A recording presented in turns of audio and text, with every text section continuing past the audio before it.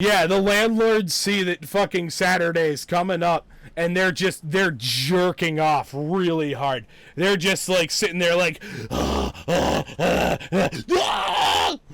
gotta evict these people, even though it's highly likely that they're gonna like, even though it's highly likely that their homes are just gonna sit fucking vacant.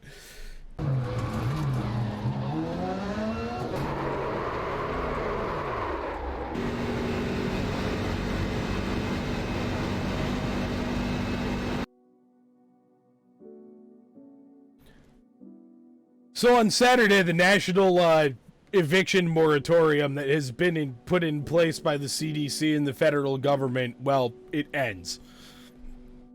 This eviction moratorium ends on Saturday, and this could create a serious humanitarian crisis relating to people facing homelessness in the United States.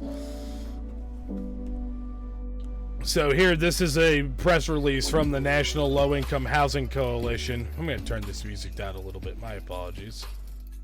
It's a little bit loud for yins on the receiving end of this broadcast. But anyhow. Yeah, so I remember back on, hey, what's up, Wizards Breadbook? My coworker put in a 2 weeks notice and is trying to get me to buy his house. Oh, shit. Why is that? But, yeah, so the Biden administration, we reported back at the end of June, about a month ago, and the Biden administration, announced on the 24th of June that they were extending the federal eviction moratorium that was issued by the CDC through the 31st of July. That would implement a whole-of-government approach to prevent a historic wave of evictions. And of course, the moratorium was originally set to expire on June 30th. Now it's set to expire on the 31st. 31st is coming up this fucking Saturday. Yeah, I don't blame you for not wanting to buy your coworker's house if its price like went up 30% in the past 3 months. That's sketchy. I don't blame you for being sus about that. The why of him leaving work gets into my company going down the shitter, hence you looking for a new engineering gig. Oh shit.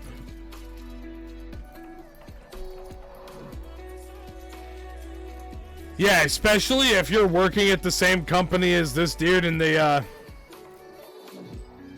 the company's going down the shitter, it might not be the best time for you to buy this dude's house. But, yeah, so those actions from the White House extended an essential lifeline to the millions of renters who remained behind on rent. And they would be at a heightened risk of eviction when the moratorium expires. Well, yeah, this Saturday is the moratorium. This Saturday is when the moratorium expires. Just go into... Yeah, exactly. When rightoids are like, dude, just get a STEM degree. Go into STEM, dude. Be a tech bro. Yeah, that's... And then there's all these people who did that, and it's like, cool, I did, and now I'm still making shit.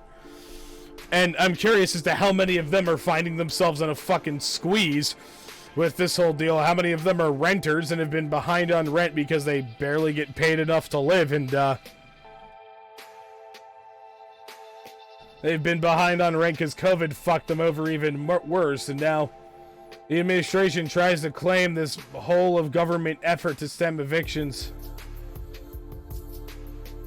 It's gonna be like provided efficiently, but yeah, so the White House extending average salary is $80K for your position. Best you could get is $54. Yeah, Jesus Christ. Wow, that's some bullshit right there.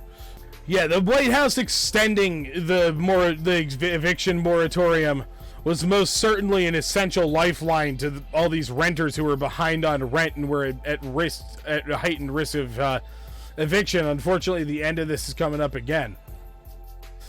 Yeah, extending the moratorium gave state and local governments more than $46 billion in emergency rental assistance to those most in need, so that they could be able to That's a good one, Breadbook.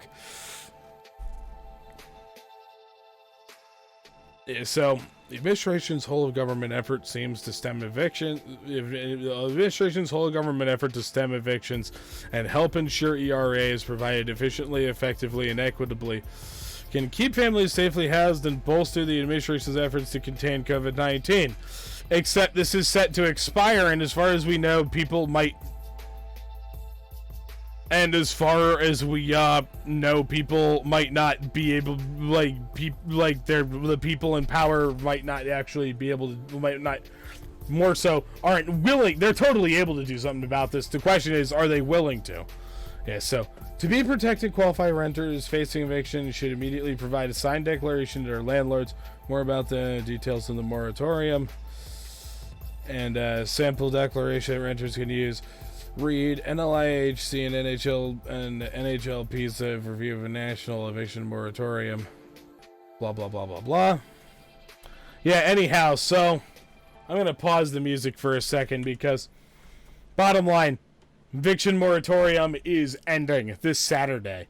This has a lot of people living on the, existing. They're on the fucking brink, and they're terrified. They're afraid they're gonna lose their fucking homes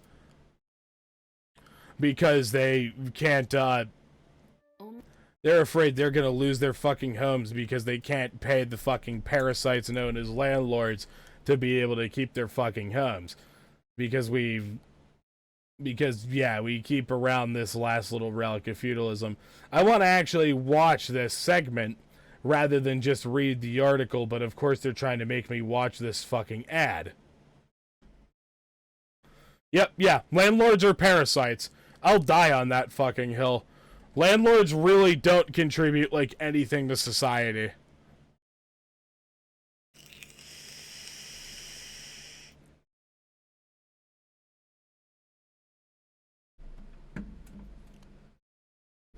For help. They don't know if they're protected, if they're not protected. What the fuck? So all right, tonight, anxiety is... God, I hate the media players on news websites. ...is set to expire on Saturday.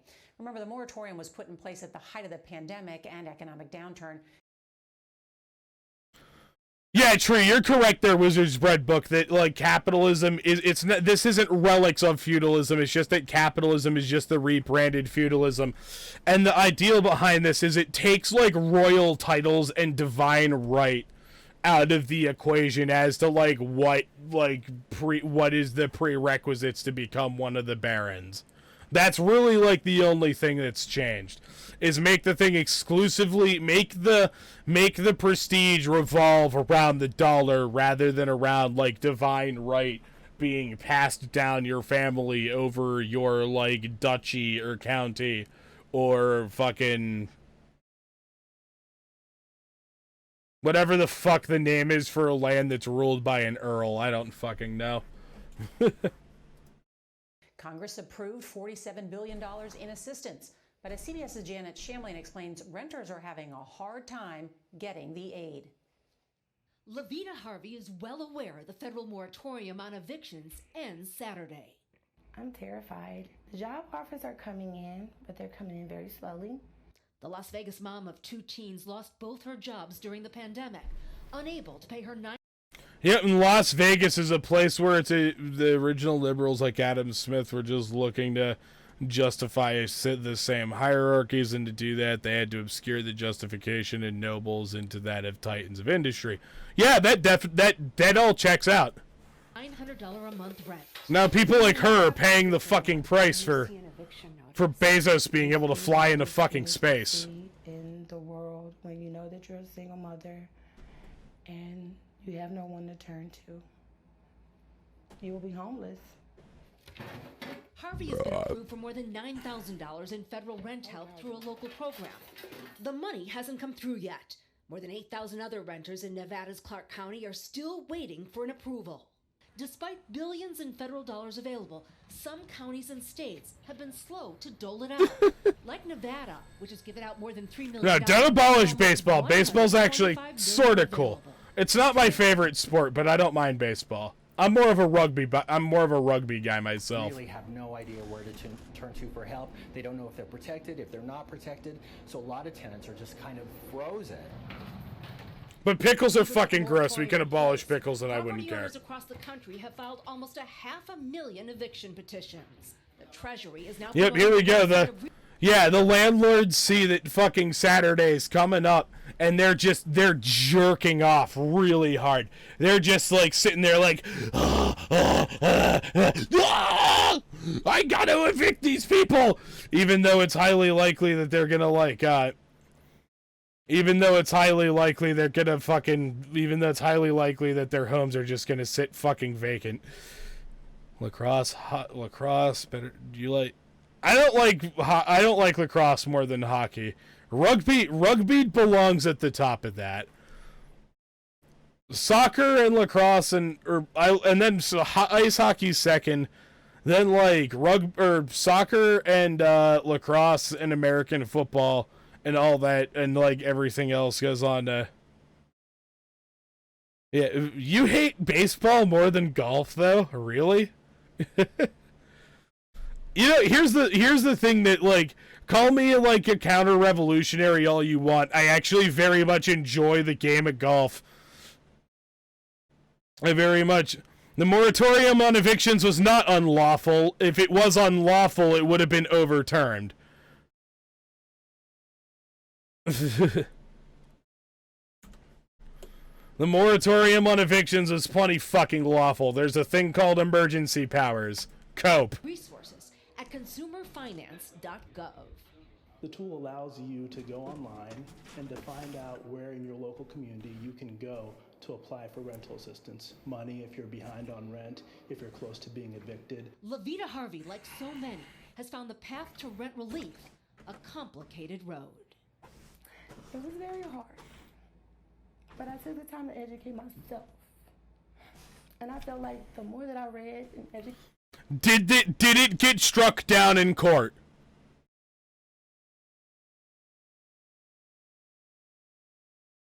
Oh, let me guess, Scrub Lord. You were acting in really bad faith in Wizard Breadbook's chat. Wizard's Breadbook had no desire to hear it. Now you're trying to act like you're, You can't tolerate a conservative? It's not about tolerance. Janet, it's incredible. Stop acting like people not wanting to put up with your bad faith bullshit so hard for them to access is the same as people... No, I don't want an echo chamber. Bottom line, while it's the federal government that's actually giving out the money, it's been left to states and counties to figure out how to distribute it. And there is no uniform system in place to do that. But are you going to act in good faith, or are you going to... Yeah, this is... Commies hate free speech. That's why it's not allowed in commie countries. Yep, there's the bad... Yeah. One, this is Twitch. You have no right to free speech on somebody's fucking Twitch channel. I can ban somebody just for... I can ban somebody... I could ban Wizard's Breadbook because Wizard Breadbook hates golf. And that wouldn't be a violation of Wizard Breadbook's rights because this is a fucking Twitch channel.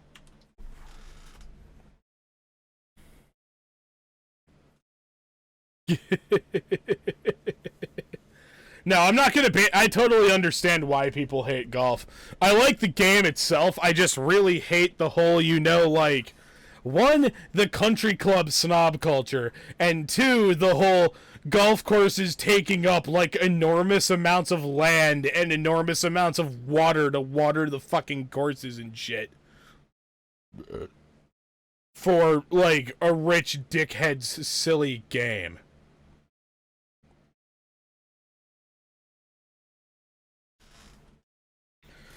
But yeah, also, Scrub Lord, if you're still watching from behind the chat ban, I will criticize all of the countries that are run by tanky governments right now, because they are also ghoulish. They're just ghoulish in different ways that the United States is.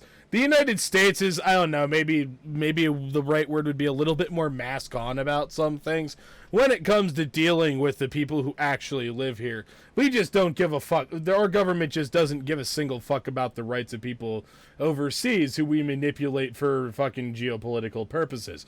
But anyhow, this isn't what I wanted to do my fucking piece on.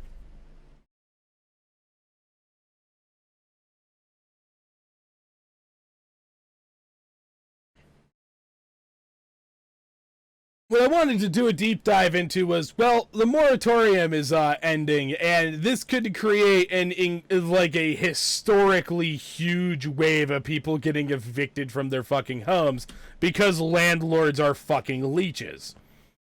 And thankfully, let's go over this article from CNBC, which is Ghoulish.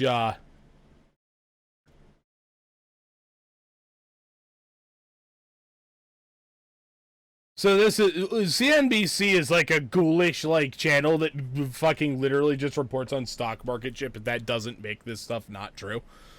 So yeah, so let's take a look through this article to see what states specifically have been extending their own fucking eviction moratoriums.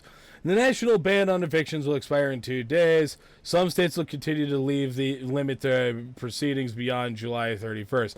California, as many as 1.6 million renters may be in arrears. Most landlords can't move forward with evictions until October. In D.C., landlords can't begin evictions until August 26th, and only at that point if they'd file one against you prior to the pandemic. In these cases, you must also be given 30 days notice. Other evictions can't resume until October 12th, and you must be provided with at least 60 days notice. Boy Meets Mini, thank you very, very much for the raid, comrade. How was your stream? How did your setup testing go? I know you were doing some setup testing on Formula 1 2020. Or 2021, actually. My bad. Yeah, so in D.C., evictions can't begin until the 26th. In Hawaii, the eviction moratorium will lift on August 6th. I hope they are able to extend that, because Hawaii is a place that is especially heinous when it comes to expensive living and humanitarian problems relating to as such. And yeah, Wizard's Bread Book, Boy Meets Mini is one of my chat moderators, actually. He is very, very well respected around here. I'm going to give Boy Meets Mini a quick shout out.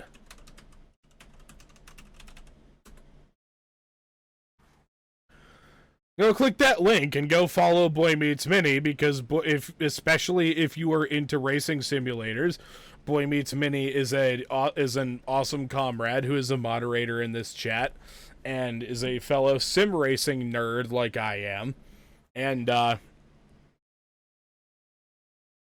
a lot of real good work to advance leftist causes IRL also. Oh yeah, tonight's gonna be a nerd stream over here too, because we're doing a deep dive into stuff relating to housing and the COVID-19 pandemic, and we're gonna be coming through a lot of data over the next little while. But after all this, we're gonna nerd out in a completely different way. We're gonna listen to content, and I'm gonna take call-ins while I play some Guild Wars 2.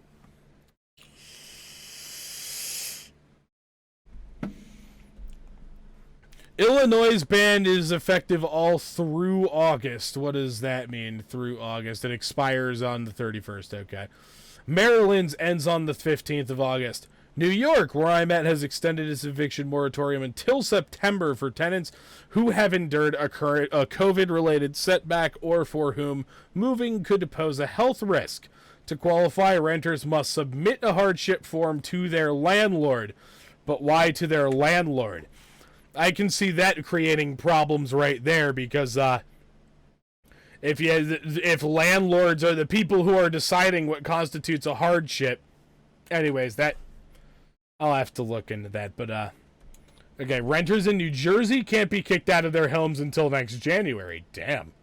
In addition, you can't be evicted for non-payment of rent during any months for which your landlord accepted federal rental assistance, which I guarantee a bunch of this big fucking wave of evictions that dickheads are filing in anticipation of the renters of the eviction moratorium expiring on Saturday. I'll bet a whole bunch of those landlords got fucking federal rental assistance from the federal government during months that they're trying to claim against the fucking people they're trying to evict. So yeah, the NLIHC, the National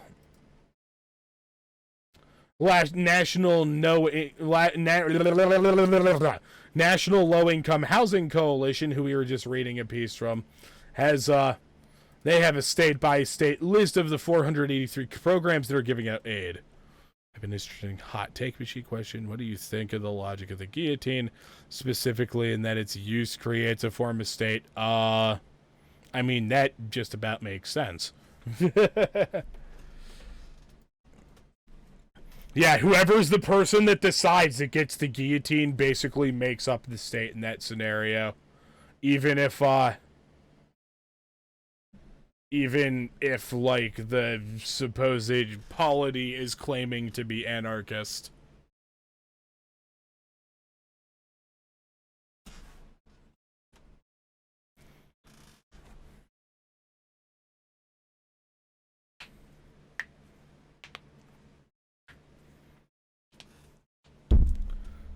Anyways, yeah. So, consumer financial law. Yeah, it is hard to stream with a day job for sure. Crime Inc. has an interesting piece on it published among many places on the Anarchist Library. Ooh, I'll have to look into that. But yeah, the Consumer Financial Protection Bureau also has a new tool to help you apply for rental relief. If you're approved, you could get up to 18 months of your rent covered.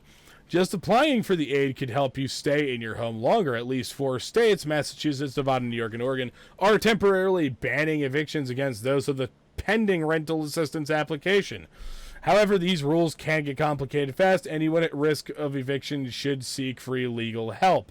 Experts say you can do so at lawhelp.org or with the Legal Services Corporation at www.lsc.gov.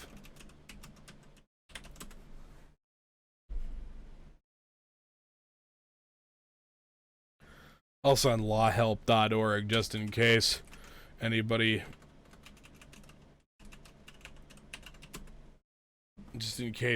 who's watching might find themselves in a situation like this and could use those links. So, yeah. Even with those,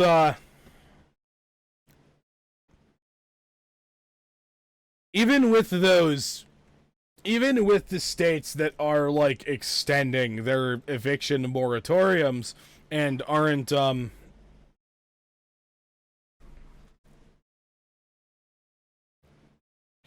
DMing two tabletop role-playing games that for a stream a week and doing 3 politics streams a week, that's brutal. Yeah, that's some serious buff shit, but, yeah, regardless of the states that are extending their eviction bans for whatever periods of time, this that isn't every state in the union, nor is it a national thing. And so evictions are going to end up being a harsh reality for some people, like, in the near future, probably. And when people get evicted, getting evicted can make it very difficult to get a new place from the very beginning. And then, if you get evicted and you can't get a new place, then you may end up becoming homeless. And unfortunately, homeless people have been there has been an increase in, there has definitely been a, there might not have been a specific increase in the amount of people who are unhoused. Yeah, after this summer, imagine how many people are going to be couch surfing or living in their cars or trying to sleep on, if they don't even have a car, trying to sleep on any fucking public space that they can possibly, that they can possibly find. Yeah, I am well aware of van life. A friend of mine was like trying to get into van life. He wasn't in any like particularly bad situation. He just like wanted to get into van life. But then yeah, even getting like nice vans is becoming fucking gentrified.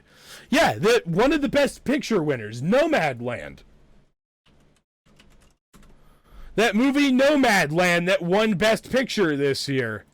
It's based on a book about like people who just fucking, about people who go live in fucking vans. Yeah, only in a country like America or maybe Western Europe.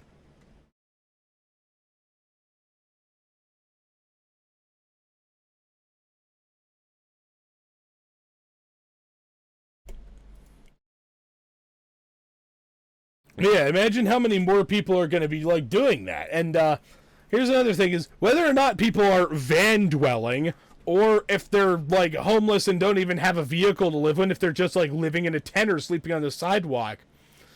The COVID-19 pandemic has had serious effects on people, on our unhoused population. And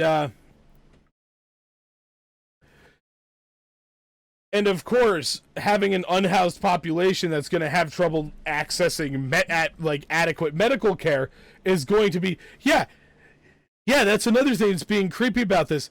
Yeah, it's a sad thing that it's a cold take Wizard's Bread book that COVID is ultimately being used for eugenics. We're like trying to decide, people are trying to be like, fuck the homeless people. We can just, yep, exactly. I was going to get into all this, Boy Meets Mindy. Yeah, this is happening right as cities like Los Angeles are fucking passing anti-camping measures, anti-RV parking measures. It is a fucking black pill problem, especially when you think about people who are unhoused are ultimately the invisible victims of COVID-19. I've been saying for a while, and like a lot of medical professionals have been saying, our like COVID-19 death count in the United States is probably a pretty serious undercount. And probably part of this undercount is indeed unhoused people who died of COVID-19. So let's read through this article. Los Angeles, they are the invisible victims of COVID-19, marginalized not just in life but also in death.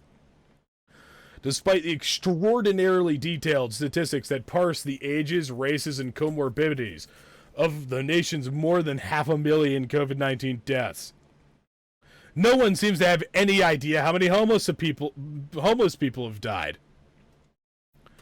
Yeah, exactly. Direct action is the only antidote for doomerism, really. Yeah.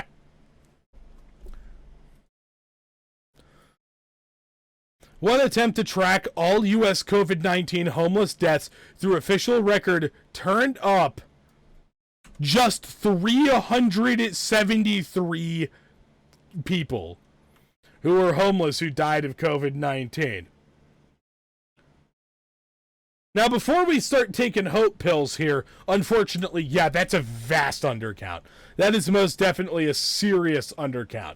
According to Christine Cavanaugh, I believe is a voice actress. According to Catherine Cavanaugh, who is a consumer advocate with the National Healthcare for the Homeless Council, housing status is not on any of the major COVID dashboards. So that so few COVID deaths have been recorded among homeless populations, far fewer than had been expected early on, has led many to describe the innate social distancing of homelessness as kind of a perverse advantage against the virus. Headline asked if homeless populations had dodged a catastrophe. Oh my fucking God. Jesus Christ. People were like, oh my God, is being homeless? Of course, the newspapers were just seeing the low numbers and were immediately thinking that that's like a good thing without thinking about maybe the reason why the numbers are so low. Yeah, this idea might make sense intuitively, but it might not be true, you know?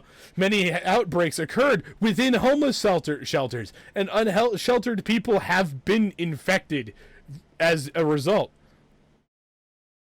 Yeah, exactly. Boy Meets Minnie, we were just watching last night. We were watching that PragerU video that viewed the way they were talking about the way they were talking about the people who are homeless, it was like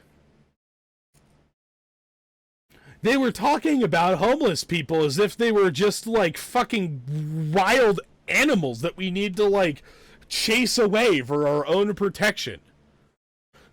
As if they're not even fucking human beings. It was so ghoulish and disgusting, and that attitude is actually unfortunately it's shared by an enormous portion of our like regular Joe Jerkoff population here in the US. Yeah, one study showed that the mortality rate of homeless people in New York was 75% higher than the city's rate. Than the city's like overall mortality rate. It's just that an accounting of these deaths, like homeless people themselves, seems to have slipped through the cracks. Yeah, we never even really know how many homeless people there are in the United States or any given state at any given time, because, you know, the very nature of when people are finding themselves unhoused, it is because they have fallen through the cracks. They weren't able to be saved by this pathetic social safety net that we have here that's like full of holes that lets enormous numbers of people fall through it, while it ultimately just helps the fucking rich. Maybe that's an overstatement. Never mind. Yeah, Margot Kushel, who is a professor of medicine who directs the Center for Vulnerable Populations at UCSF, went on to say, I don't totally buy this narrative that COVID hasn't been bad for homeless people. Yeah, good, because that's a bullshit narrative to get suckered into. Shelter outbreaks not only led to infections, but also forced people onto streets as shelters were restricting capacity. While the pandemic shuttered or cut back social services and harm reduction programs that would serve these vulnerable populations. And people without homes could hardly follow the stay-at-home orders. Yeah, how the fuck are you supposed to stay at home if you don't even have a fucking home to stay at? Yeah, this whole thing was it was a recipe for disaster. Professor Kushel is right. What cities here in California and across the nation do know is homeless deaths rose sharply in March 2020, just as the pandemic was arriving. They tripled in San Francisco this spring, and this year rose 32% in Los Angeles and 54% in Washington, D.C. Yet many experts remain puzzled because few of these excess deaths were officially attributed to COVID-19. I don't understand what's going on, said Randall Kuhn, a social demographer at UCLA's Fielding School of Public Health who researches homelessness. But, yeah, something happened in March, and COVID-19 was probably part of that. And, you know, this also, we're just talking specifically about COVID-19 here. This isn't simply, just considering the toll of COVID-19, this isn't necessarily considering the toll of the fact that of extreme weather, extreme heat, extreme cold. During like the extreme cold waves in the South, like in Texas, lots of homeless during this past fucking like winter and spring. Lots of people, like a lot of people were found like frozen to death, fucking mere like yards from being able to have actually got some help. Because it got extremely cold and they had like no shelter against it. Yeah, LA County, which records about 100 deaths among its homeless population monthly, saw an additional 40 to 60 deaths per month beginning in March. But of the nearly 1,000 homeless deaths that occurred between January and July 2020, the period for which statistics have been analyzed, only 36 were attributed to COVID-19.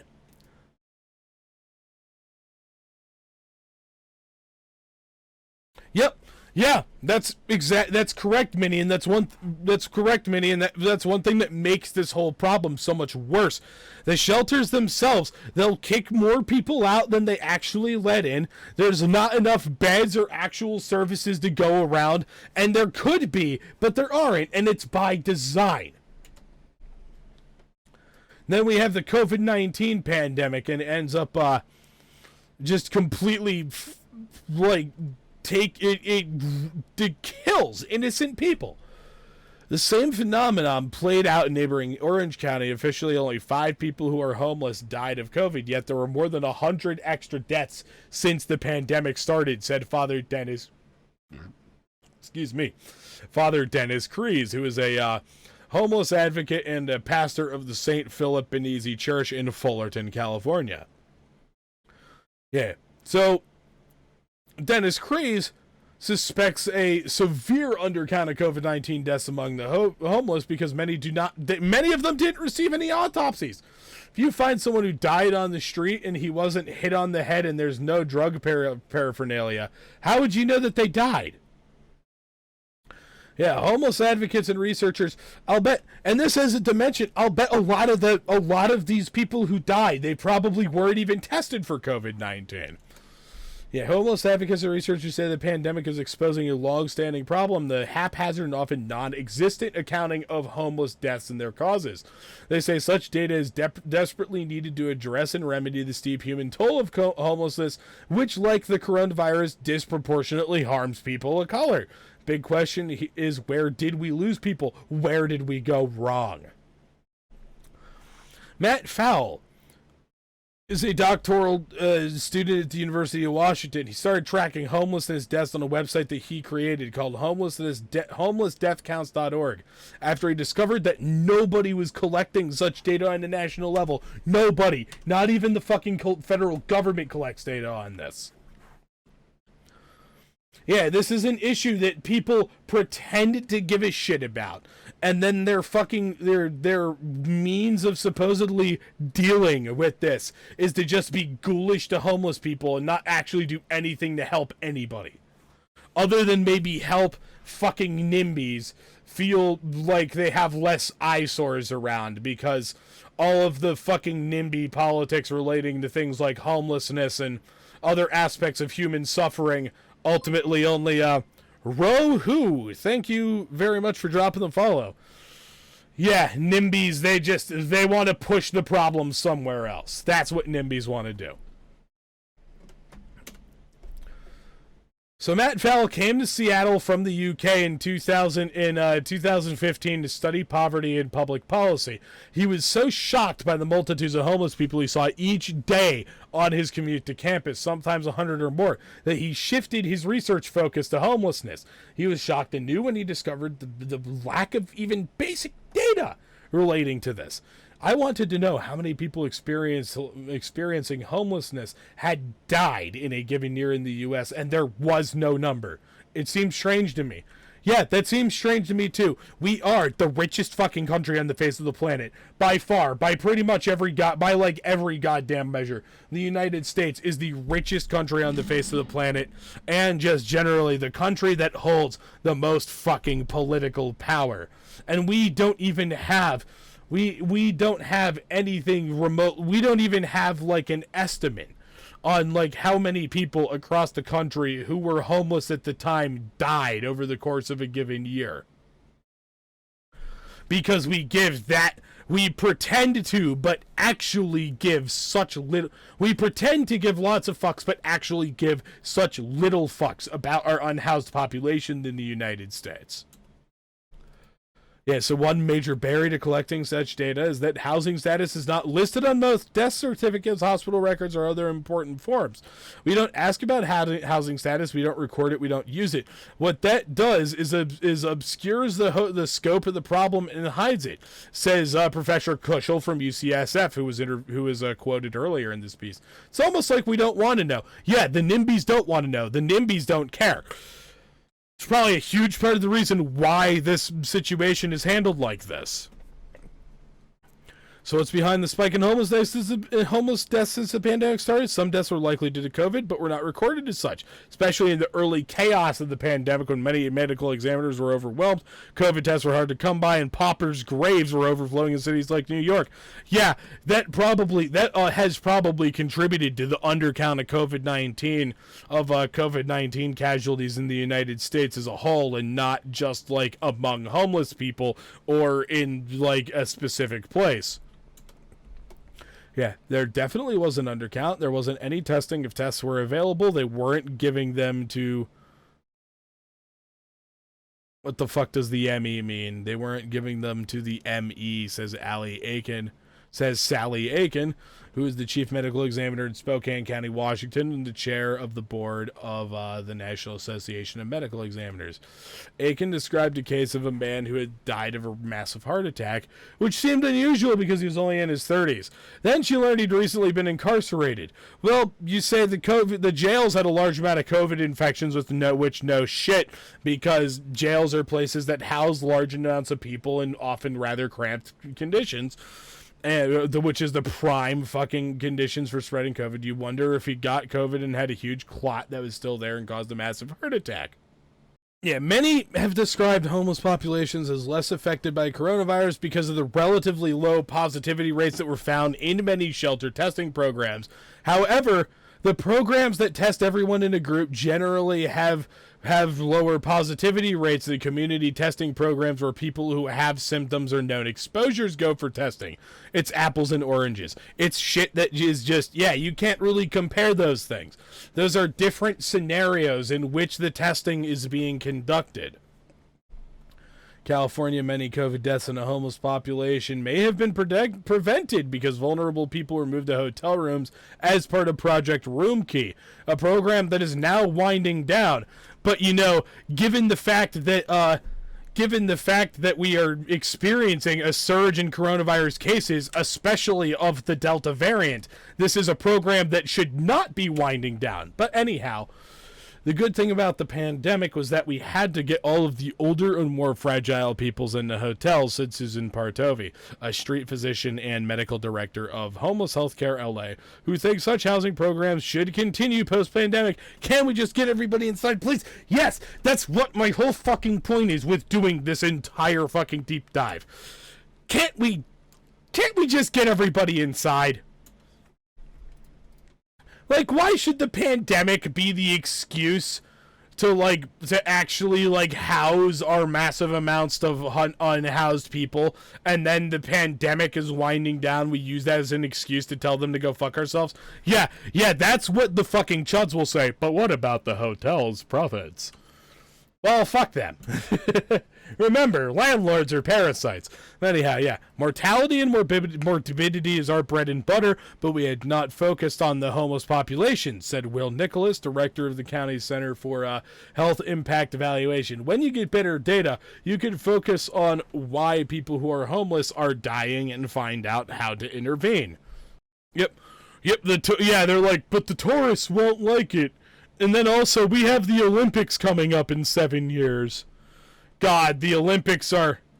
Yeah, exactly. It's been proved that it's been possible to do this. So why be like, oh, the pandemic is winding down, or at least it seems like it is, even though there's all the chances that a fucking surge could come up in the nearby future because of people giving less of a fuck than they should because of false sense of security.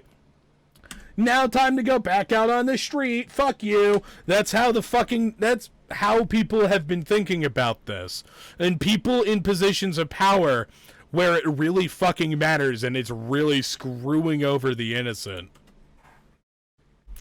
Yeah, and I don't even want to know Boy Meets Mindy. I don't even want to think about how much worse the fucking Olympics in LA in 7 years is going to make the whole the housing problem in Los Angeles, the problem with affordable housing.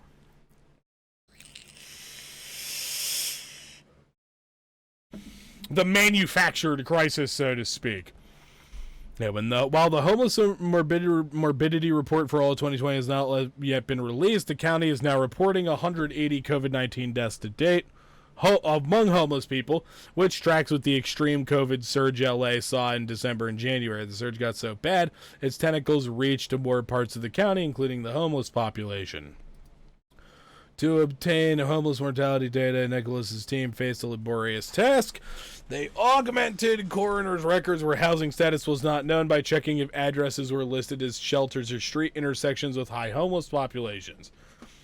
They also cross-checked coroner's reports against a heartbreaking list of words. Shopping cart, bus stop, train tracks, overpass, dumpster. That could indicate if a decedent was homeless. Oh, Jesus Christ. Yeah, this LA data showed that many increased deaths are due to drug overdoses, often involving fentanyl. Numerous cities are reporting higher rates of substance abuse and overdose deaths on opioids linked to the pandemic. And yeah, of course, that's going to also disproportionately impact homeless people, just like COVID-19 will. Doesn't mean COVID-19 isn't an issue. Layer the isolation, blah, blah, blah, blah, blah. Yeah, layer the isolation, economic impact of the pandemic over the boredom and stress simultaneously you have of a, and you have a virtual prescription for self-medication, says Crease, who writes a monthly column listing the Orange County residents who have died to acknowledge their deaths in their lives. They walk this earth and they deserve to be remembered.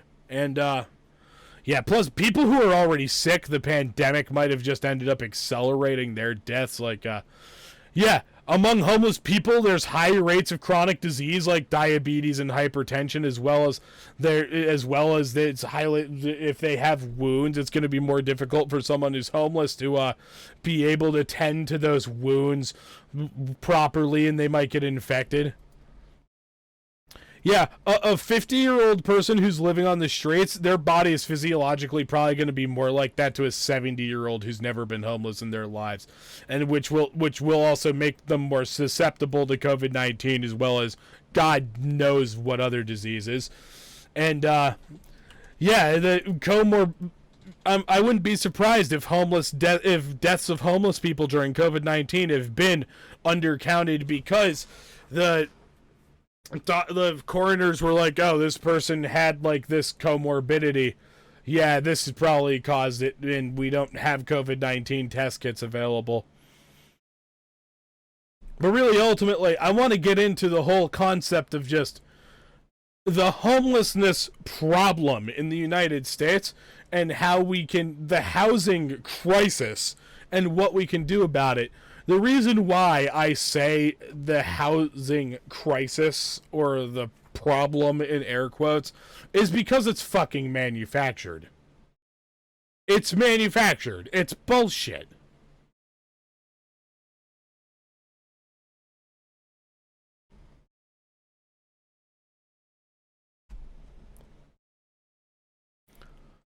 So while this number might have increased or actually ended up decreasing since 2019, because now we're in 2021, 2019, it was somewhere around 567,715 people nationwide who were experiencing homelessness. Whether or not they were sheltered or they were unsheltered.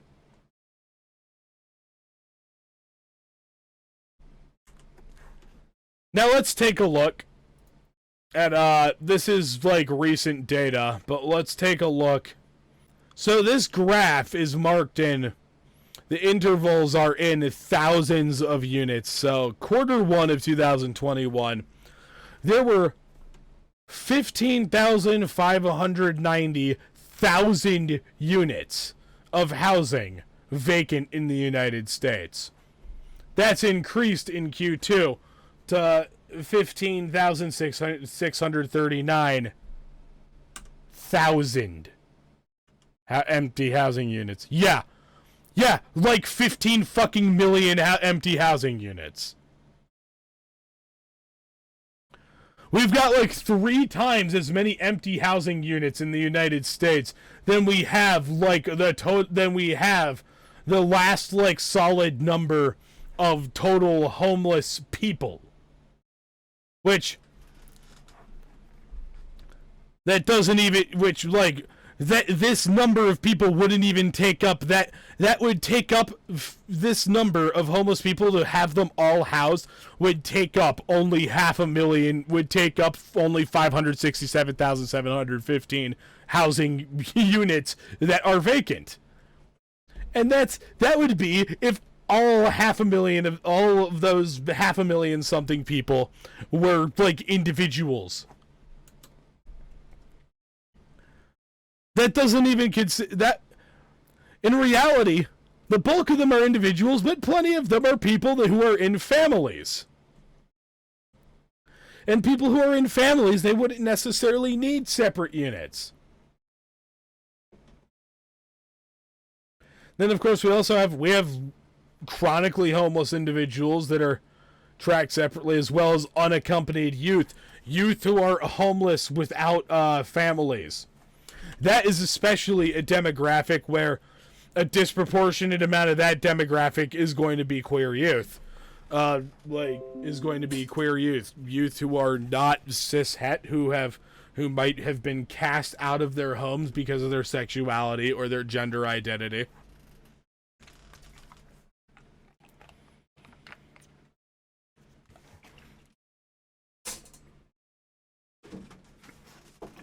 Homeless queer youth are especially in a precarious situation. We're talking about like, we have this manufactured homelessness crisis and this housing crisis where we have like all these people who are homeless despite the fact that we have multitudes more vacant homes than we have people who are without a home right now to end up filling those homes. We could house every homeless person in the United States right now, no questions asked, and we would still have vacant houses available. Yet people insist, and news media insist, that this is a crisis, even though it's completely manufactured, and insist on being ghouls about it. You can just look up LA homeless problem on YouTube, and just look at the ways all of these are, yeah, exactly, just buy a house, forehead, I did. Yeah, that's how people actually act when it comes to this. You Google LA homeless problem, I get a fucking clip of the Joe Rogan Experience. I thought about maybe watching this, but I decided to not give us the collective brain poison. Yeah, here's a look at how bad the homeless problem in Los Angeles has become from, who's this douchebag, Nick Johnson. Unboxing America! Oh god, this guy's channel looks like fucking cancer. Yes, I'm in a helicopter. Yeah, you're in a helicopter and you're wearing a suit and tie. City to bring you reports and news and research from all over the country. That's right. We're going to cover the bad and the good and everything else. You should subscribe. That's all. Fuck you.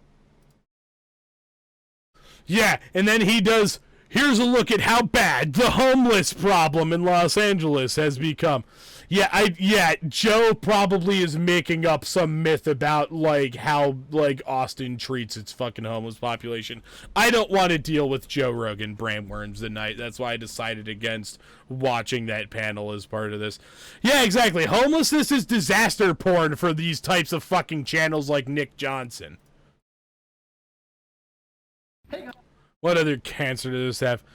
The 10 worst states in America back in the 10 best states in America. The 10 poor. This guy's channel is like nothing but the 10 gayest states in America. The 10 whitest cities. The 10 fattest states. Unboxing New York. Unboxing Washington. Yeah, a significant amount of this guy's channel kind of comes off as just straight up disaster porn. But, yeah, look, homeless, badly hurting LA tourism industry, experts say. Could the New York solution to homelessness work in LA? And New York's solution was basically push everybody somewhere else. If they're talking about the Rudy Giuliani, like, means of... If they're talking about the Rudy Giuliani way to supposedly fix the homeless problem, that's going to make everything worse. Trash, rats, and disease cover homeless encampments, then house the people. Venice Boardwalk, once bustling tourist hub, becomes flashpoint of LA homeless crisis. Holy shit! Who owns this fucking NBC affiliate? Is that a Sinclair channel? NBC LA, Channel 4.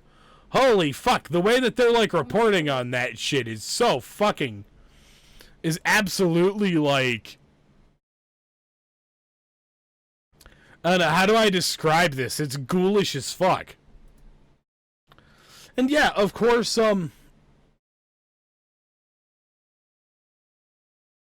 yeah, of course, and people try to claim NBC is trying to be real woke all the time. Yeah, what we were just looking at is so fucking woke.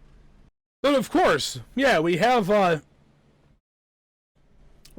ghouls pushing back against thinking that they can solve this problem by, instead of housing people, by criminalizing homelessness and otherwise trying to stigmatize it as much as possible, such as yeah, right here right before the fucking the expiration of the national eviction moratorium, LA City Council has approved this measure to completely ban homeless encampments near schools, parks, or other locations.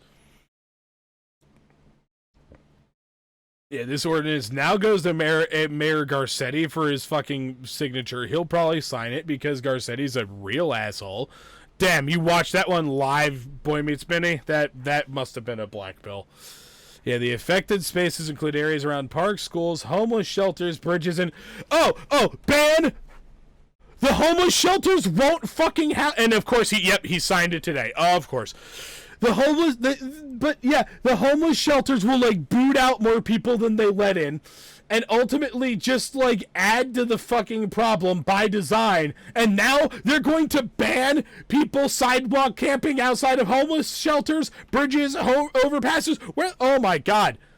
As well as any encampment that would block sidewalks in violation of the American... And they're trying to weaponize the Americans with Disabilities Act to justify it? Holy fucking shit! This ordinance does not, by itself, does not criminalize homelessness. What it does is it creates a new framework to keep portions of our public right-of-way accessible to everyone. Lick my fucking balls! Oh my fucking god! The fact that this city councilman, Paul Koretz, has the fucking balls to actually try to, like, dance around this like that. But yeah, in addition to ordinances like this one popping up all across the fucking country in anticipation of eviction moratoriums expiring, well, there's also been this thing that's been going on for years where, yeah, you have ever heard of hostile architecture? Yeah, let's go over some examples of that. See these slanted benches that are like really uncomfortable to sit on, and you wonder why the fuck they're even there? Yeah, they're there for people to have a bench to temporarily sit on at the... Only 2 of the 15 council members voted against that fucking bill. Holy shit, the LA City Council has a lot of ghouls on it. Yeah, of course, those benches are designed that way to make them impossible. These benches that you'll find at, like, bus stops and train stations are, they're designed like that to make them impossible to sleep on, because benches have always been a go-to for unhoused people that are looking to grab some fucking much-needed shut-eye. So benches have still... cities have been trying to make benches as annoying and uncomfortable as possible while still ultimately serving their basic... purpose. Same with, yeah, you ever see a bench in a public place like this that has what seem to be armrests on it? Yeah, that's not about people being able to rest their arms. That's about preventing homeless people from sleeping on the fucking benches. Rather than actually giving them homes, just tell them to go fuck themselves and then take away every possible place where they could potentially get some rest. Same with whenever you see a building in the middle of a city having this fucking conveniently placed rock paving outside with large, big fucking rocks. Yeah, you could potentially pass that off as ornamental, but the primary reason why people do that is to keep people from sleeping next to buildings.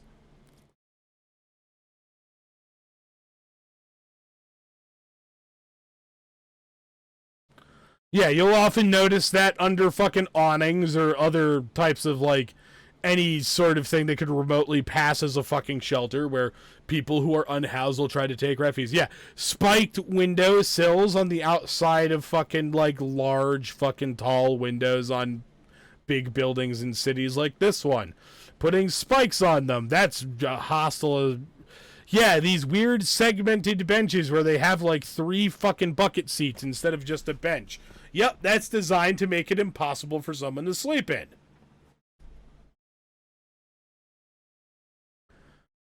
Yeah, just straight up putting a bunch of spikes in, like, a little, like, corner nook of some building where somebody might try to sleep. All of this shit's been on the fucking rise for years now. Yeah, gaps in the awning, like, right next to the building to intentionally, like, create a hole in the shelter for anybody who might be trying to, like, camp out next to the building. Yeah, fucking weird, annoyingly curved benches that are intentionally shitty and uncomfortable. Just putting bars on little corners like this. Street dividers, like these plants that oftentimes they'll do this shit in ways that there's the, like, outright ghoulish ones, like putting spikes in a little fucking space like that, something that seems more innocent, like like putting these or the literal jail cell bars. That's a definitely, like, more ghoulish and, like, hostile architecture example. But then there's the ones that are meant to be look more innocent, like the supposedly ornamental fucking rock paving. If you notice somewhere where paving used to be smooth, if suddenly they put something like this in there. Or if you notice, like, street dividing plants pop up like this. Also, yeah, the raised grate covers on grates like this, yeah, that's not just, like, an artsy thing. That's to keep people off of it. Because people who are unhoused will seek out grates like that because they're letting up warm air from underground sewer systems and shit. Or whatever the fuck they're grates that provide ventilation out of. Whatever the fuck this shit is. Tiered seating. Yeah, literally just building a goddamn fence around the grate to be like, hey, no. Hey, you're in need of heat? No, fuck you. Get it somewhere else, asshole. That's how they fucking act. That's how these ghouls do that shit. Oh, and then, of course, retractable spikes that people will, like, deploy at night and shit. Putting boulders under fucking bridges. That's another example of somebody trying to be like, oh, we can make it look, like, rustic and ornamental. In reality, it's just to make it, like... But then you ask these people who support this type of hostile architecture, yeah, exactly, how fucking dare you enjoy a little heat? You're an urchin. You deserve nothing.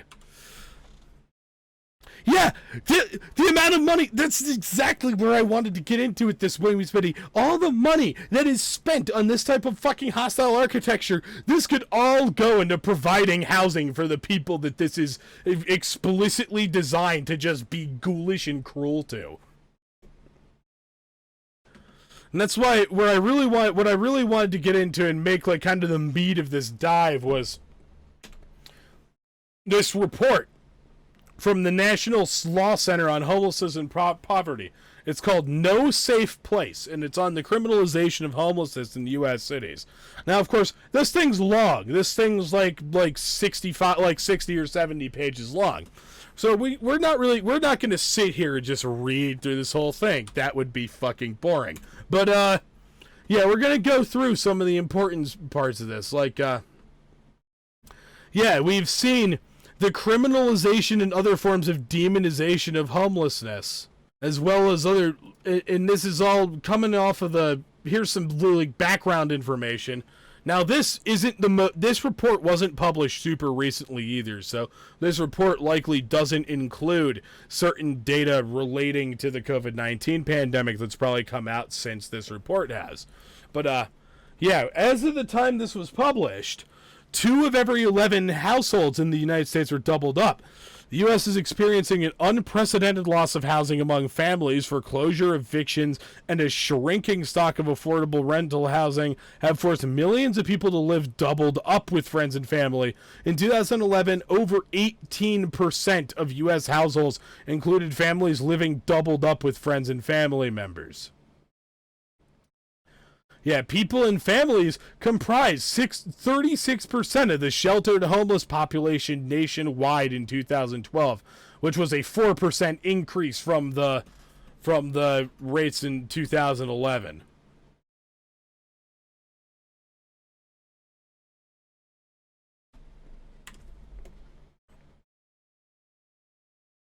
Now, of course, of all this, yeah, one in 45 children in the United States is currently experiencing homelessness. That's 1.6 million kids.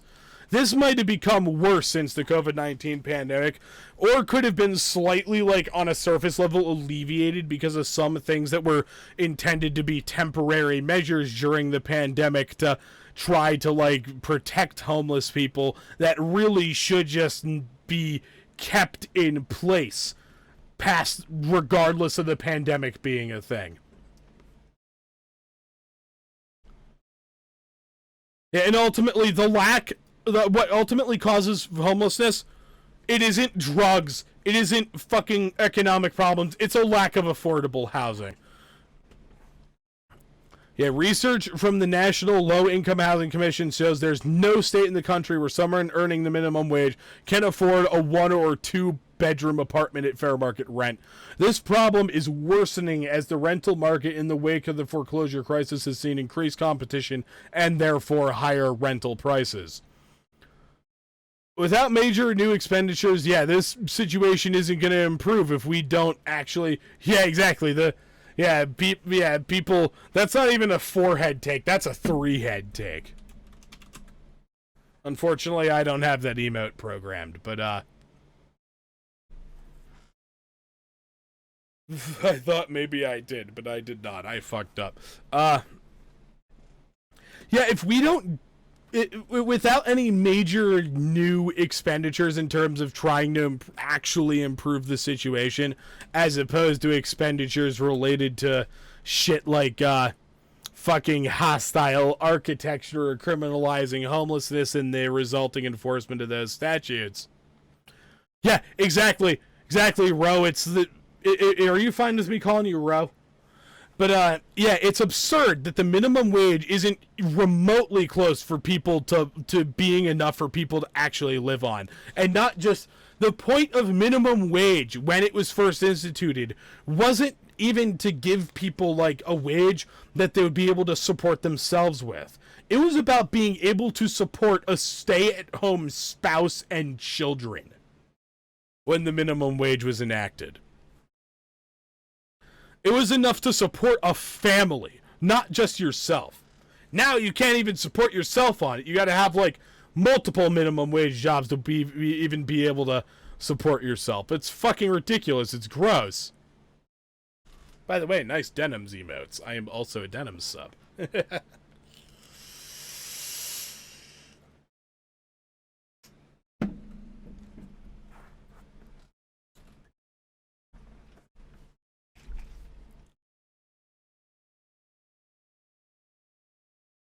Yeah, and despite we have this massive surplus of housing, we have infinitely more, like, actual housing units than we do homeless people. But when this study was published, and that's been the case for, like, a couple of decades now, there are fewer shelter beds than there are homeless people in the bulk of American cities. And that's a serious problem, considering that being homeless carries, like, risk of death and bodily injury as a result of, just natural elements, violence because people think it's funny to abuse homeless people, and increased health risks that are caused or worsened by lacks of shelter. Yeah, despite all that, there's far fewer available shelter beds than homeless people in most American cities. In some places, gap between available space and human need is significant.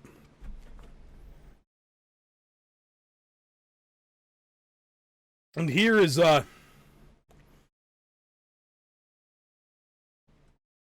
yeah, we lose, as like a society, about 10,000 subsidized rental housing units every year.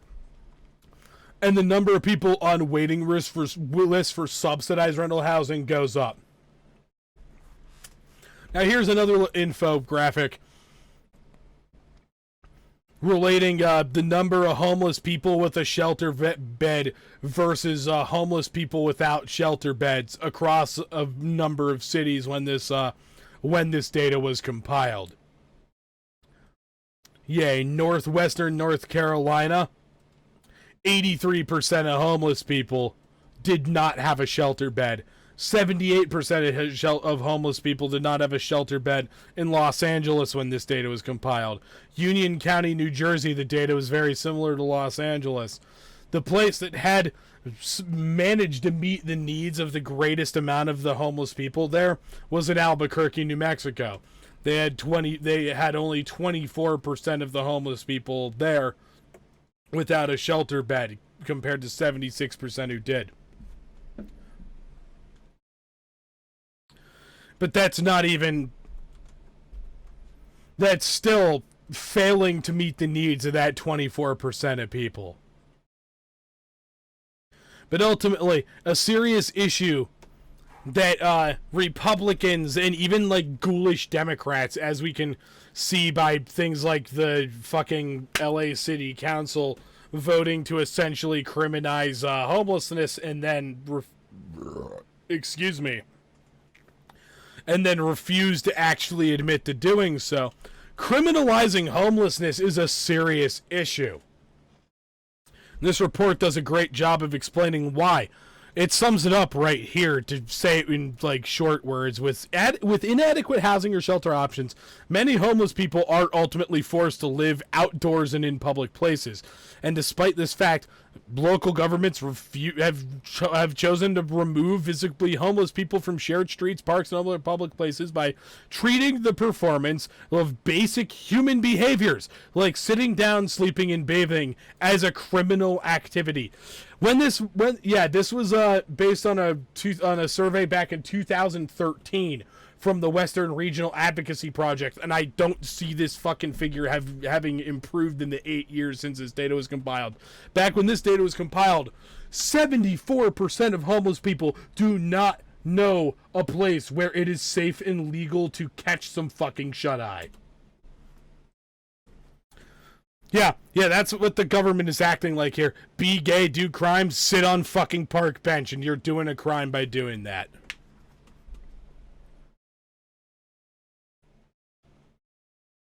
Yeah, and this data's old. It's only gotten worse since then, but even in the earlier parts of the last decade, like 10 fucking years ago, data was collected from 187 U.S. cities, assessing the number of municipal ordinances that criminalize life-sustaining behaviors of homeless people. The results of that research are set forth in the prohibited conduct chart included in the appendix of this report. So that prohibited conduct chart is page 47 here and everything past it. As you guys can see, this is a lot of like very small type and a lot of nitty-gritty shit. I'm not gonna spend too much time fucking digging through that. But yeah. These my whole point with this, and the point that this report was getting to, is that criminalizing homelessness does nothing but hurt people. And in addition to hurting people by banning things like sleeping in public or lying down or sitting in public or food sharing. Well, before we go into what I wanted to just go to, I forgot about there's this little section here that talks about how the ways some of these laws that criminalize homelessness violate international human rights laws. Criminalizing homelessness violates basic rights, human rights, as well as treaties that our country has even signed and ratified. What's footnote 53? See International Law Center on Homelessness and Poverty, simply unacceptable. Homelessness is a right to housing in the U.S. Nope. God damn it.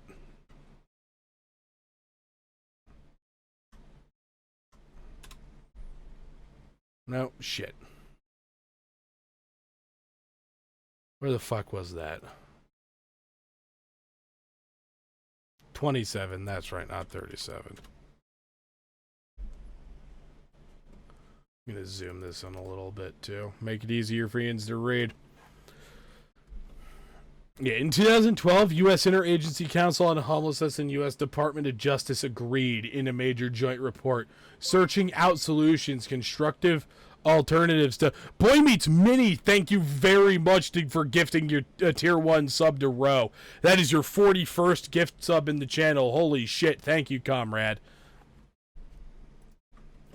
Yeah, the agencies noted that in addition to raising constitutional issues, criminalization of homelessness may violate international human rights law, specifically the Convention Against Torture and International Covenant on Civil and Political Rights.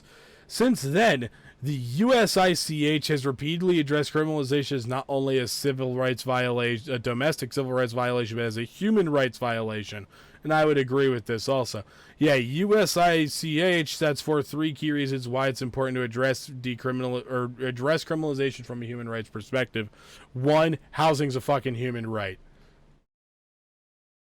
2, human rights put people first. Good strategies start from the understanding the unique needs of individuals, families, youth, and veterans. A human rights approach keeps people and their needs at the forefront of our work. Homelessness does have a human cost. Yes, ending homelessness is indeed cost effective for the taxpayer. Doing nothing actually costs taxpayers more money. But the dollars are not the only cost of homelessness. Humans experience homelessness at a horrific expense to the health and well-being of themselves and their communities. And when we make the case that safe and stable housing is a human right, our cause is strengthened. We can tap into the passions, relationships, and experiences that cut across sectors and budget sheets to create new partnerships and solutions. Yeah, and these use of human rights standards in court have been most effective as persuasive authority, particularly as sources of evolving standards and decency in interpreting the 8th Amendment of the Constitution, where there is a clear and consistent affirmation of principle across numerous human rights sources. For this reason, that's going to see aid at 578. The opinion of the world community, while not controlling our outcome, does provide respected. See, also, Lawrence versus Texas, I believe, is like... I think Lawrence versus Texas is the law that banned... not the law. It was the Supreme Court case that invalidated sodomy laws nationwide in the United States. Yeah, for this reason, advocates have been working to develop this clear and consistent record. Yeah, and, but ultimately, while, like Republican and plenty of Democrat politicians as well act like these criminalization laws are so good for the community because they're gonna help tourism numbers and like we gotta worship the almighty dollar man kind of bullshit. Virtue signal about these people they're all just drug addicts and they're here to just mooch and you gotta treat them like feeding wild animals, like if you feed them they'll just come back for more and blah blah blah. Oh, fuck all that dehumanizing bullshit. Ultimately, criminalization laws actually fucking harm communities. Like, as a whole. Not just communities of unhoused people, but as a whole. And this report, as I said, this report has aged a little bit. but its point still holds solid. When laws are created to criminalize homelessness, those laws, the enforcement of those laws end up being expensive to taxpayers. They waste state and local resources, which are often rather limited. Rather than addressing the causes of homelessness and helping people escape life on the streets, the criminalization creates this costly revolving door that circulates individuals experiencing homelessness from the street to the criminal justice system and back. And that's why, you know, there's this stereotype of, like, people who are homeless that, like, winter's coming up, they commit some silly crime and intentionally get arrested for it so that they can spend the fucking winter locked up and have, like, a warm meal and a fucking roof over their head and not freezing to death on the goddamn street somewhere. But however true that stereotype may actually be, the reason why it exists is because of the criminalization of homelessness. Yeah, a growing body of research comparing the cost of homelessness to the cost of providing housing to homeless people consistently shows that housing rather than jailing the homeless people is ultimately the much more successful and cost-effective option.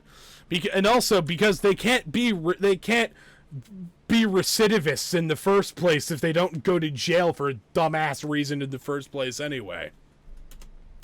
Yeah, Utah Housing and Community Development Division found that the annual cost of emergency room visits and jail stays for an average homeless person was $16,670, while providing an apartment and a social worker cost only $11,000. By providing housing to its homeless population, Utah has been able to reduce its rate of chronic homelessness by 74% since the adoption of its 10-year plan to end homelessness in 2005. Of course, I'm sure Utah still has problems with homelessness, and it's not completely gone, especially because it's been 16 years since the end of 2005 now. But they were able to actually create a reduction in the amount of chronically homeless people. Let's look at the graph here. Yeah, here, this graph just illustrates that data. That's the cost per person of, like, ER visits and jail stays. Here's the cost per person who is homeless of, like, getting that person an apartment and a social worker. Housing First saved Utah $5,670 per person annually, which amounts to a 34% difference in spending. And this is just considering, you know, this is how you appeal to the people where they've become so fucking ghoulish that the only way you can get them to support something like this is appealing to the fucking worship of the dollar.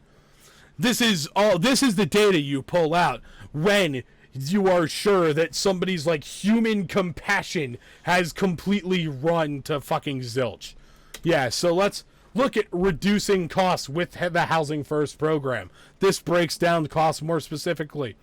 1 year before Housing First program, hospital inpatient. Yeah, holy shit. These numbers get cut in fucking... Yeah, this hospital inpatient bill for, like, total public expense, that was like cut in fucking... That's like 1/5 the cost. Emergency room not reduced nearly as drastically, but still reduced. Outpatient reduced by, like, over $200,000. Mental health inpatient. Of course, the Housing First program is going to end up increasing spending on that, but that's not necessarily a bad thing. Mental health outpatient, that's interesting shit that... Yeah, this is all relating to the city of Albuquerque also. Yeah, if we're giving these people houses, that's not money we're spending on running homeless shelters, so that's zero right there.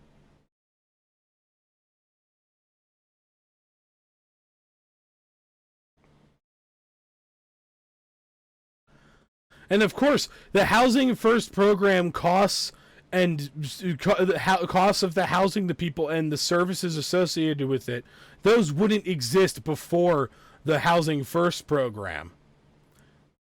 After the Housing First program, and even including those expenses, overall, the state saved over $600,000.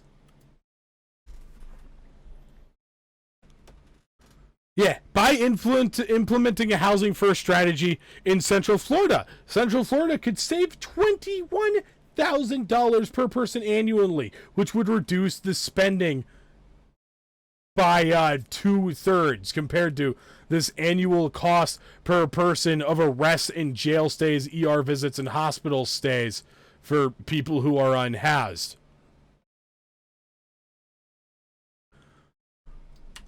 Like, even if you put aside, even if you're talking to somebody who's just become a total fucking ghoul about this and does not give a single fuck about like having any compassion for the people, like they actually view them as like they're literally just like PragerU build. They viewed people who are unhoused as like wild animals that need to be chased away. If these numbers don't fucking convince those people, that shows that these people literally just jerk off to being ghouls who are in to those who are in shittier situations than them. But of course, oh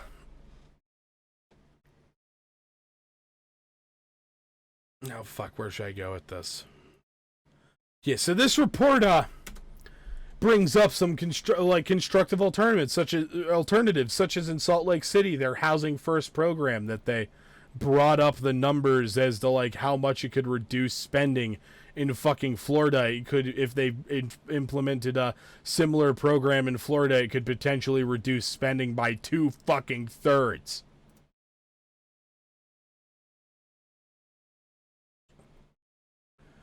Yeah, and then here, of course, oh, boy, I should have showed this graphic. This graphic perfectly illustrates how a homeless person's access to justice will get further degenerated. Yep, it all starts with can't pay for something. Can't pay your fine, you get a bench warrant. Can't pay or be released without bail, you get lengthy pretrial detention. You accept a plea. You're convicted. You don't get any probation if you have no address, and you can't pay the court fees. More penalties will be like, you'll get even more penalties, which will be additional incarceration, losing your job, or any voting rights, or any access to benefits. Yeah, this proves that the entire fucking justice system is based on money. Yeah, and then they have this little tidbit. February 15th, 2014. Homeless veteran Jerome Murdo died of dehydration in an overheated jail cell at Rikers Island in NYC. He was arrested for trespassing in a public housing stairwell where he sought shelter from sub-freezing temperatures. He was in jail 5 days. He was still in jail 5 days after his arrest for the crime of simply trying to survive. Yeah, in addition to... that's just the most simple way in which these criminalization measures hurt communities. These criminalization measures kill. These criminalization measures outright kill people. But even if that's not enough of an issue for some conservative ghoul you're trying to argue about this with, then bring up the simple fact that these criminalization measures, if that conservative guy cares like more about his tax dollars than people's lives, then we got to go the route of convincing this chud that their tax dollars are better used actually providing for people who are unhoused. And yeah, there are constructive alternatives to trying to just criminalize homelessness. Like Salt Lake City had Housing First. Houston had a homeless outreach, has like outreach teams that work on the street. Philadelphia had this hospital discharge program. The NLCHP in this report is suggesting that communities should adopt the Housing First model. Increased resource investment in affordable housing is the most critical step towards ending homelessness and the most effective constructive alternative to criminalization. As additional funding is being sought, however, there are important steps that communities can take to maximize the use of their existing resources, such as one proven method for reducing long-term street homelessness is the Housing First model, what they've been pushing. Yeah, Housing First is premised on the idea that pairing homeless people with immediate access to their own apartments is the best way to end their homelessness. Yeah, no fucking shit. If you pair homeless people with apartments for them to live in, hey, they have a fucking home now. Not just a shitty bed in some homeless shelter that will kick them out at any time. A home.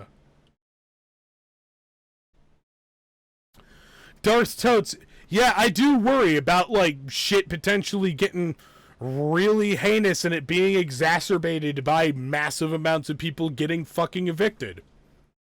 And that's part of the reason why I decided to do this deep dive. I'm getting kind of close to, like, where I wanted to end of all of this, but, they actually compare. This report ends up bringing up some international examples of constructive alternatives to just simply criminalizing homelessness. Such as in South Africa. South Africa's constitution recognizes a fundamental right to adequate housing, requiring progressive realization of this right and prohibiting arbitrary evictions. Well, much work remains to do in this field in South Africa. Yes, lots of work remains to do with all sorts of things in South Africa. We've been seeing how they have their, Yeah, exactly. Yeah, how can it, exactly, that's a good thing to bring up, Ro. Under these, like, systems where the, of course the judge are just going to be like, it's just Democrat-run cities, brother. And then they won't propose any actual solutions other than just criminalize, treat them like they're subhuman, lock them up, take them out of town and dump them on the side of the road. I don't care. That's how they're going to act. But yeah, Ro, you bring up a great point. Yeah, how can a person avoid committing an offense if they have no ability to find or avoid housing when criminalizing natural human behavior in these types of public places? Like resting, like sitting down or lying down or sleeping or bathing or whatnot in these public places is a crime. Well, yeah, here's the thing. You can't. And that's how this whole thing works. And then it ropes these people into, it makes them an eternal debt slave to the massive disgusting machine that is our criminal justice system here in the United States. But let's get back to South Africa's, let's get back to reading a little bit about how South Africa has been dealing with this. While much work remains, significant progress in implementing this right has been made both in legislation and through the courts.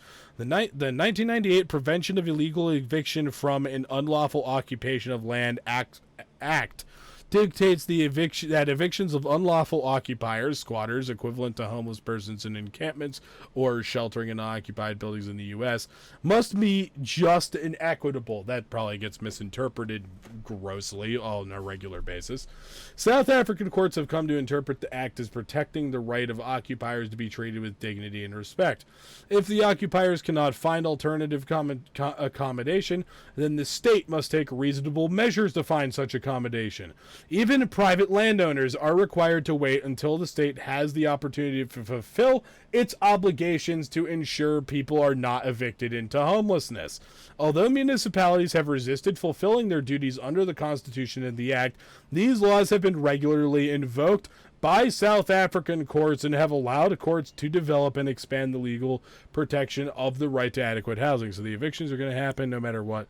Real question is when, because it's going to happen. That's what I'm wondering.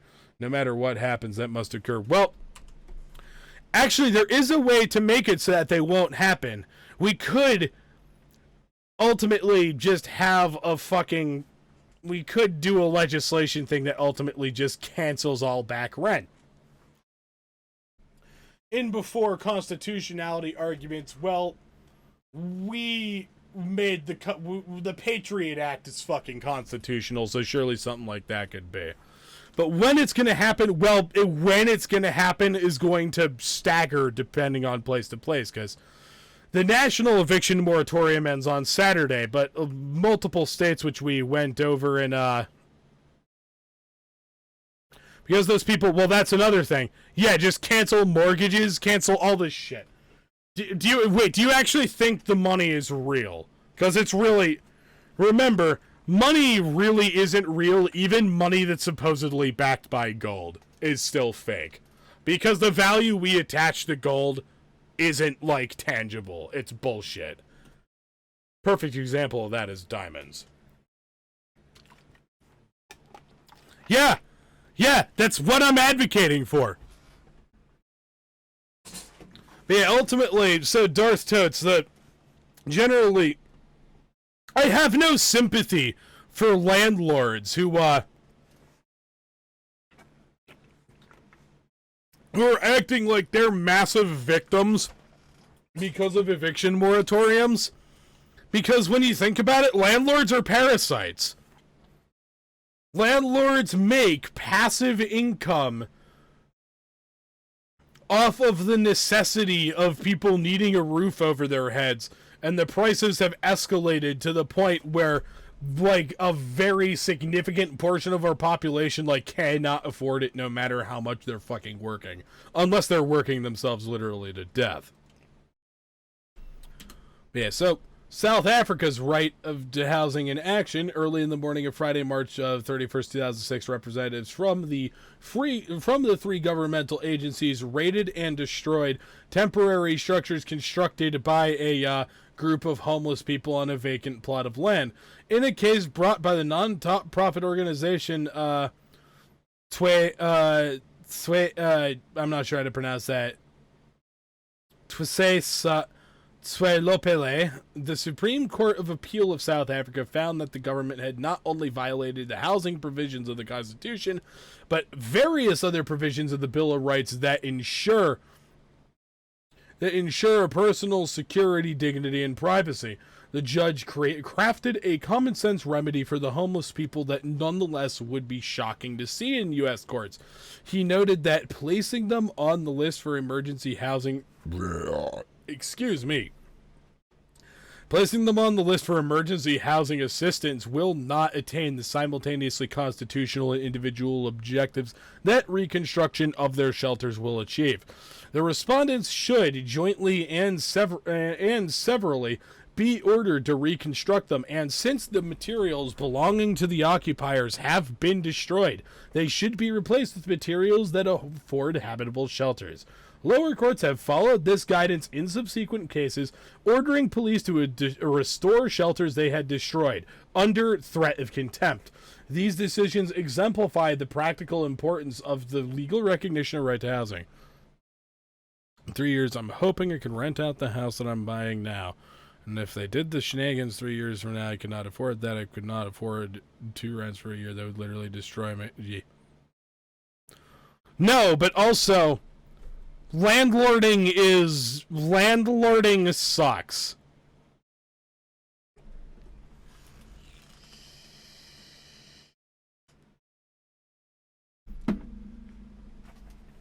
A long alternative that I've viewed as what should be as a good alternative to just state-owned or state-owned or fucking state-subsidized privately owned fucking housing for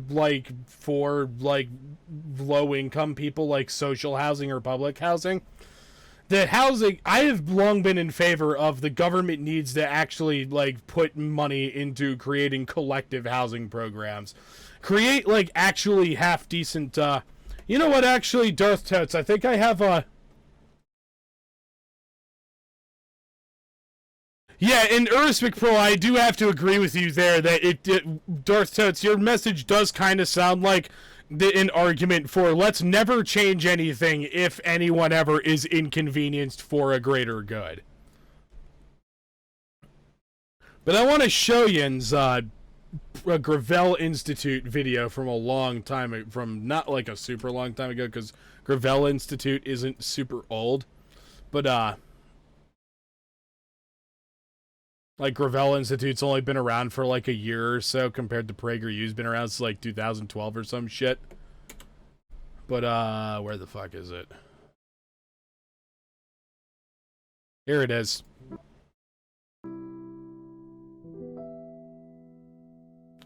This video is called "How Socialists Solve the Housing Crisis." American housing is in crisis. Right now, up to 12 million Americans are behind an average of $5,800 on rent and risk eviction, With eviction moratorium soon to expire, we're facing an unprecedented wave of evictions and foreclosures that will crash straight into millions of struggling families across the country. But the truth is, this crisis didn't begin with the pandemic. In fact, housing has been in crisis for a very long time. Even before the pandemic, in places like New York or Los Angeles or San Francisco, median rents for even one-bedroom apartments could approach $2,500 a month or more. Yeah, and this is part of the reason why I get what you're saying. Yeah, I want to. Here's another thing though. A lot of landlords can swallow the $19,000 a year. Also, during this eviction moratorium, landlords have been able to get rental assistance. Yeah, exactly. We bailed out all these bankers and shit that some landlords might owe money to in 2008. It's their turn. But yeah, like, if somebody is, that's another thing. Eurus McProll's message is something to think about. If somebody is being like literally destroyed for the sake of a safety net, whatever the fuck literally destroyed means, it's not like they're cutting your skin off to make. It's not like they're cutting people's skin off to make these social safety nets. Well, yeah, at least you'll have the safety net that exists. About a third of people in Los Angeles spend a majority of their income on housing. Yep. In New York City, about 20% of all renters pay most of their income to their landlord. And in my district, Astoria, about a quarter of residents have to spend most of their paycheck on rent. And the crisis isn't just in big cities. In 95% of all US counties, workers making the minimum don't make enough to afford a one-bedroom rental on their own. The Harvard Center for Housing Studies warns of a new normal for housing in the United States, in which nearly half of all renter households... Yep, no matter where you're at, minimum wage cannot pay rent for you to live on your own. In before, get a roommate, forehead. ...spend almost a third of their income on rent. That's why even before the fallout from the coronavirus started to hit, more than 500,000 Americans nationwide were already homeless, millions more on the brink of losing their housing, and countless families struggling every Two of my good friends live together. They scrape by, but they both work like overtime. At the root of all of this suffering is the fact that in this country, housing is treated as a commodity, not a right. It's a consumer product, just like clothes or cars, that private businesses can sell on the market to make a profit. And if someone isn't able to pay, either because their landlord raised their rent or because they can't work for one reason or another, they're not able to stay in their homes. If they're lucky, they can live with friends or family. A lot of people are spending that much of their income on rent. But for a lot of people, they have nowhere else to go, and they end up sleeping on the streets. In December 2019, the number of people sleeping in homeless shelters in New York reached 19,000 people, an all-time. When I was 20 years old, a good friend of mine was living with a friend of his and his friend's wife. And a friend of mine was living with a friend of his and that guy's wife, and they got he was like living off the lease because his credit was really fucked because he got screwed over by a predatory for-profit college. And yeah, the people he was living with got a... Damn, you pay 35% of your income still to your fucking rent, boy meets mini? Jesus Christ. Yeah, and I know that you do make yourself a half-decent salary with your job. But yeah, so when I was 20 years old, back in 2015, my friend, he was living with another friend of ours and that guy's wife. They ended up getting evicted from the place they were living at. Me and my parents, let this guy live with us for a few months until he got set up at a place in Pittsburgh. Yeah, so can you see how this is, not fucking sustainable? I'm high. And it's ultimate, and what is driving it is how we created this capitalist, fucking ultra convoluted casino, basically, out of things like property values. 1,000 New York City students are homeless. That's more than 10% of the entire student population. Why do so many people end up homeless? It's not because there aren't enough homes to go around. There are plenty of empty homes. No, it's because housing people is not the primary goal of developers or landlords. Bingo. Their goal simply... Yeah, developers or landlords, they don't give a fuck about housing people. They give a fuck about making bucks. But is to make a profit. And it's much more profitable to build luxury apartments for the rich. Yeah, what fucking salary? Or like, it's like, you gotta be making, like, in order to pay 30% of your income in rent, and like only 30% of your income in rent, you gotta be making like a pretty goddamn nice salary. And be living in like absolute squalor compared to what you could actually afford at that salary. If you're fucking paying 30% in rent. And that's supposedly the guideline. You don't want to spend more than a third of your income in rent. But that's not possible for a lot of people to follow that. Oops. That was my key to play music. Than decent homes for the poor. This gives us a big shortage of homes for ordinary working people. For every 100 households that are extremely low income, there are only 36 affordable and available homes. As a result, we have plenty of housing for the rich, but poor and working class people don't have nearly enough on the market. So we have people scrounging. I mean, when hasn't capitalism been applied to real estate ever since the concept of modern capitalism first started being a thing? Terrible way to organize a housing market. It might be profitable for landlords and developers, but it's not efficient or beneficial for the rest of society. In fact, housing doesn't have to be seen as a market at all. In other countries, housing is considered a fundamental right, like education or healthcare. That means the government goes to significant lengths to guarantee everyone has a home, and the market plays a much smaller role in the construction and distribution of housing. And it makes me wonder, like, during, like, feudalism and serfdom being a thing, how bad was homelessness back then? Because even under those systems, like, it was generally expected that the lord of the manor would, like, house the serfs in exchange for the serfs working his land for the landlord's enrichment. Not that that's a good system. It's a ghoulish system. Oh my fucking god, TikTok landlords. Oh god. I think I might have seen one of Amy's streams where she was watching TikTok landlords. It was bad. So let's hop across the pond and about 100 years back in time to take a look at just one example of how an alternative housing model got started in beautiful red Vienna. At the end of the First World War, the Austro-Hungarian Empire collapsed, leaving behind a number of successor states, including modern-day Austria, home to the former imperial capital of Vienna, the 5th largest city in the world. Despite being the seat of an empire, the chaos of the war and decades of neglect had left the working class of Vienna in desperate circumstances.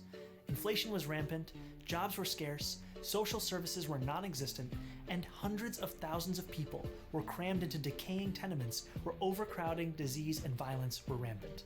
So it's no surprise that in 1919, at the first elections ever held in Austria where all adult citizens could vote, the Social Democratic Party swept into power at the municipal level on the promise of dramatic social and economic reform. And they delivered. The new government of Vienna implemented a huge range of services, including public health care and public child care. They built high-quality hospitals, schools, and recreational facilities. But their crowning achievement was an ambitious program of social housing, what Americans call public housing. This is something that we need to...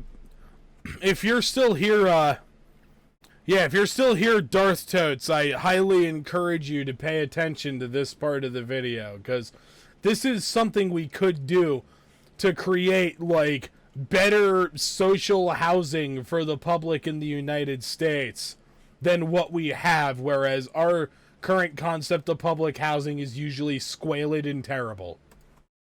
That began in 1923 and saw 60,000 new apartments constructed in the first year of its existence, built by the government and financed by taxes on the rich. But these weren't the kinds of apartments you might picture when you think of public housing in the United States. Drab high-rises plagued by chronic neglect and underinvestment. Residents could enjoy leafy courtyards, wide open spaces, and plenty of natural light. These are public housing projects in Vienna, Austria. They had shared laundries, state-of-the-art kitchens, food co-ops, bathhouses, pharmacies, lecture halls, schools, and swimming pools. These apartments were Your house is actually half of the original house split into two apartments to get double rent. Even the electricity counter or whatever is shared isn't even properly done. Oh God, yep, that's a serious problem in the United States too. Lots of like formerly single family dwellings that get chopped into that get like split into duplexes in order to get in for some landlord to just milk as much fucking rent out of two families at once as physically possible. And then half the time not even actually divide the fucking house into a duplex to code. Yeah, meanwhile, our idea of public housing is these drab, neglected high-rises that just get torn down all the time. This is public housing in Austria. Were designed to be both beautiful to look at and beautiful to live in, fostering a sense of shared community among the people who lived there. And the best part was that because the city didn't have to worry about making a profit, just about paying off their maintenance costs, these homes were both much nicer and much cheaper than what workers had previously known. In 1926, the average rent in Viennese social housing was about just 4% of a monthly wage.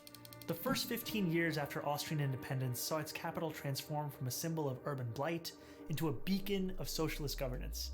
It became known as Red Vienna, after the official color of the socialists who had pioneered these changes. And even though Red Vienna fell in 1934, yeah, of course, landlords never accept fault for what they're doing. Housing, that commitment to good, cheap housing remained after the Second World War.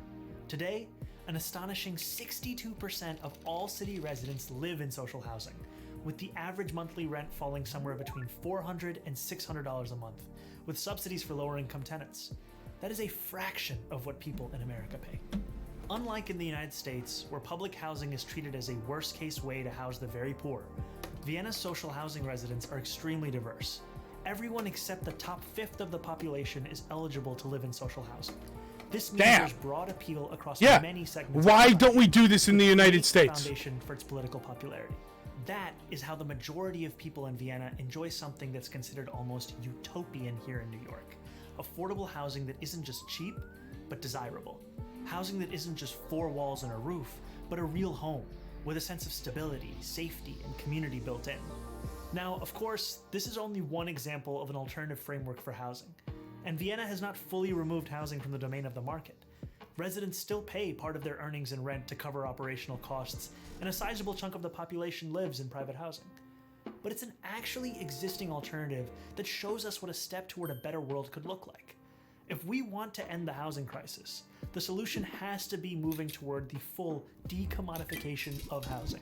In other words, moving away from the status quo, in which most people access housing by purchasing it on the market, and toward a future where we guarantee high-quality housing to all as a human right. So how can we do it?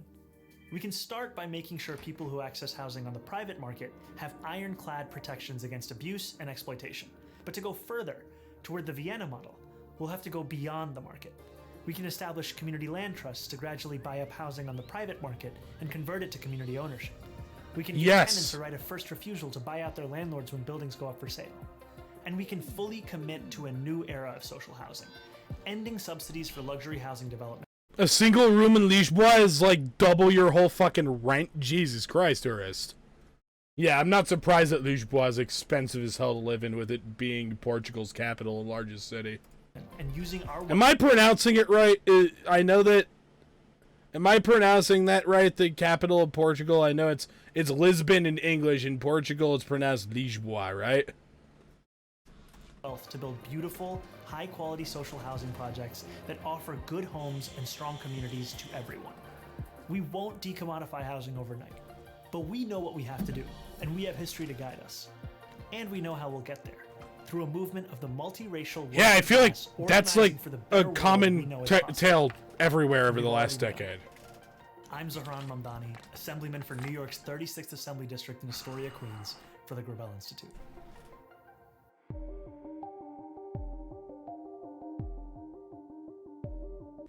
I feel like that's a good place to end our little deep dive into the housing crisis in the United States and all the ways that people have tried to solve it, which do nothing but just be cruel and ghoulish to homeless people and rope them up in the criminal justice system.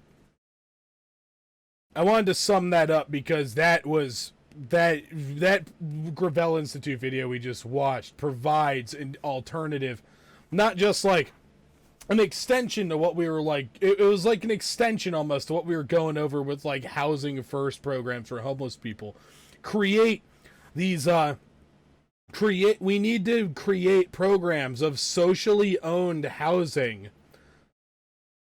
owned by the people, socially owned housing that is eligible for the bulk of the population except the like top fucking elite circles, and make them desirable for everyone to live in, and then even transfer ownership from the hands of, which is something that the video didn't really mention quite as much. A good way to help decommodify housing. In these situations of social housing, transfer ownership from the state into the hands of the people who actually live in those things. Of course, these are all rather complex issues as well, and there is no like immediate foolproof solution, but there's multitudes of ways to handle this way better than how we've been handling it here. It's fucking gross. Thank you very much for watching. If you enjoyed what you just saw, make sure you hit that subscribe button, hit the like button, and hit the bell as well. I get notifications whenever I upload things. If you like live broadcasts, come on over to my Twitch channel, and if you really like what you see, then go on over to my Patreon and become a patron. Both of those links are in the description below, and I wish you a wonderful, wonderful day. Fuck. I can't speak right now. God damn it. Fuck.